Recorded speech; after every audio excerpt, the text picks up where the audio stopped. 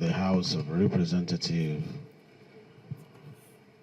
Yan Zhao Zhao, Right Honorable Tajuddin Abbas, PhD, who would have been here in person, but for other national assignments, I'm stepping into his shoes for this inaugural meeting of the House of Representatives Joint MIDSTREAM and Downstream Committee investigating challenging developments in downstream midstream sector. With a deep sense of national duty, I welcome you all to this inaugural meeting of our specially constituted joint petroleum committees on midstream and downstream sector. A critical step in addressing the pressing issues within Nigeria's energy sector. Today marks the beginning of a thorough investigation into the several crucial challenges that threaten our nation's energy security and economic stability. We are convened here to delve into the complexities surrounding the importation of adulterated petroleum products, the difficulties of our domestic refiners in accessing crude oil feedstock, especially our modular refineries, and the broader threat these issues pose to Nigeria's energy security. The resurgence of fuel queues at petrol stations, the increasing cost of premium motor spirit, PMS, and the unavailability of crude oil feedstock for our downstream domestic refineries are of particular concern. The investigation will also extend to other related issues impacting the sector. The quality of petroleum products imported in Nigeria has come under scrutiny, and we must ensure compliance with global standards. The Nigerian Midstream Downstream Petroleum Regulatory Authority, NMDPRA, and the Standard Organizations of Nigeria, SON, must guarantee that all petrol imported into the country is rigorously tested in laboratories to meet the standard sulfur and octane levels. It is unacceptable that the petrol imported into the country contains high sulfur levels, is leaded, and has low octane level, as we notably experienced in recent past that even led to socio-economic losses on a national scale, including the knocking down of the engines of vehicles of Nigerians in their hundreds. In carbon control economies, maintaining high octane level is a significant regulatory issue for both energy regulators and environmental protection agencies. The lower the octane level, the cheaper the cost of refining, but this should not be at the expense of quality and environmental standard. The role of regulatory bodies such as the Standard Organization of Nigeria, the National Environmental Standard and Regulation Enforcement Agency, NESRA, and the NMDPRA is pivotal in ensuring that the petrol consumed in Nigeria is of environmentally friendly grade. One critical aspect we must address is infrastructure for quality assurance that ensures and enables robust testing of petroleum products with the standard practice for manual sampling fully adhered to. It is expected that the Joint Committee on this nationally important assignment will carry out investigation on the quality and the number of laboratories that both the NMDPRA and SON have or use for their tests and return with actionable feedback as soon as possible. As for the difficulties encountered by domestic refiners in accessing reliable supply of crude oil feedstock for their refineries, it must be reiterated that President Bola Ahmed Tinubu is fully committed to providing a level playing ground for producers and refiners to do business in the industry. Therefore, I implore the rule of engagement to ensure that the pricing model from the oil producers does not hinder the domestic refineries. I also implore the Joint Petroleum Committee on midstream and downstream sectors to work together towards a convergence between the domestic crude oil supply obligation and the nation's energy security as it works with the sector regulators to re-engineer their respective regulatory processes to address the challenges. I firmly advocate for high-level engagement, high-level studies, and in-depth analysis to dive into other pressing questions concerning local crude oil refining dynamics in Nigeria as expected by the citizens of the Federal Republic of Nigeria.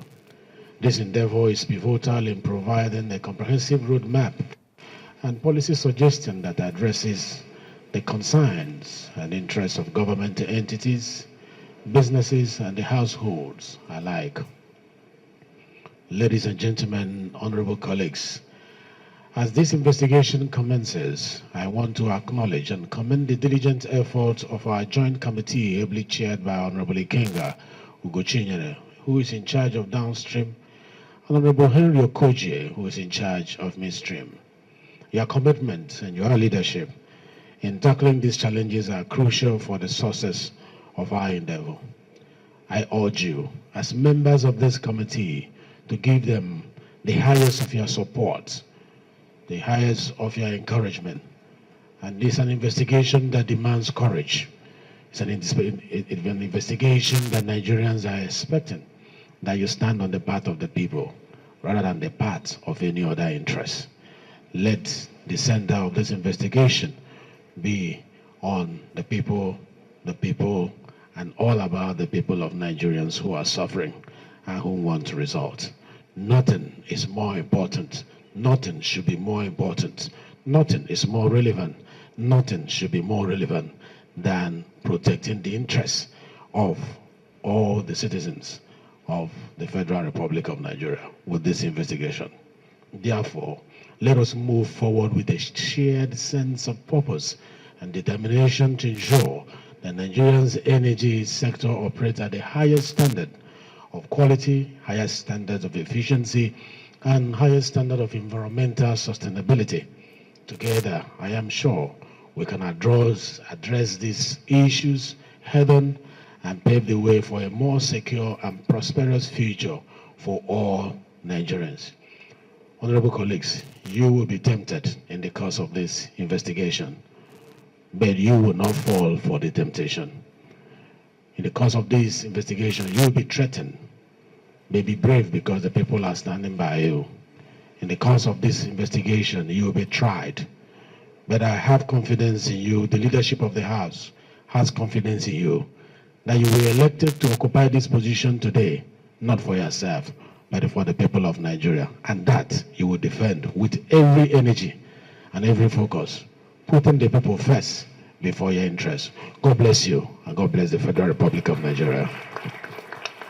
Today, we embark on a significant step in our dedication to ensuring the integrity and security of Nigeria's petroleum sector.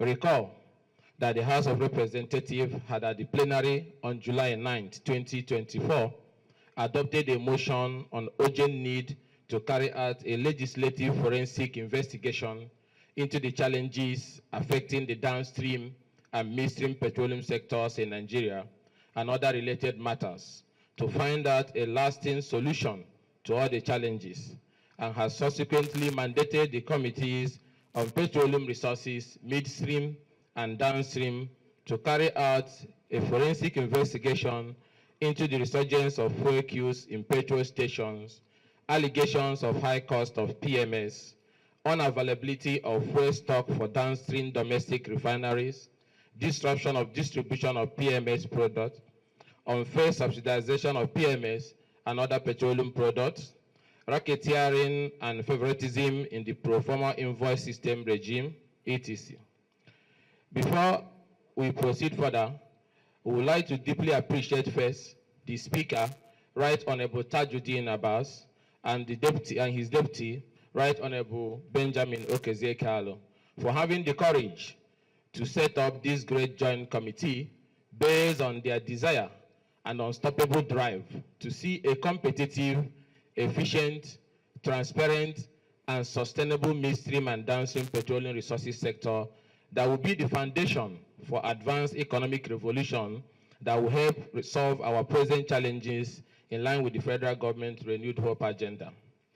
Gentlemen and ladies, you will also want to know that the mandate of the committee also include investigating the alleged indiscriminate issuance of licenses and alleged importation of substandard petroleum products, alleged return of PMS price intervention, allegation of product unavailability to marketers from NMPC retail, endless shifting of timelines for refinery rehabilitation, and the nefarious activities at Petro Depot.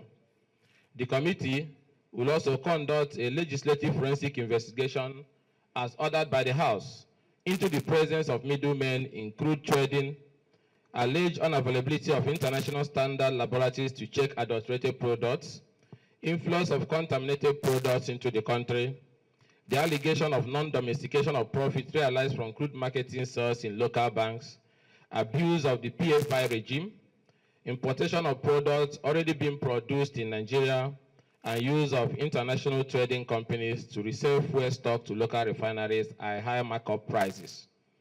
The two committees were also mandated by the House to carry out a deep-rooted legislative forensic investigation into the allegation of importation of substandard products and high sulfur diesel into the country, the alleged production of substandard diesel and other petroleum products by some domestic producers, alleged anomalies in the importation and distribution of PMS by the state oil company, the economic viability of the alleged sale of petroleum product below fair market value and its impact on downstream and local refineries and revenue generation, as well as the source of funds for such price intervention, the quantity imported, amount spent, and why the products are still high in the retailing markets. The alleged failure of some of the regulators to enforce compliance on standard, the lack of support to local crude refiners, issuance of import license despite local production. Following the investigative order given to the committee by the 10th People's House, today we have officially commenced a comprehensive forensic legislative investigation into several critical issues that threaten the stability and trust in our petroleum industry.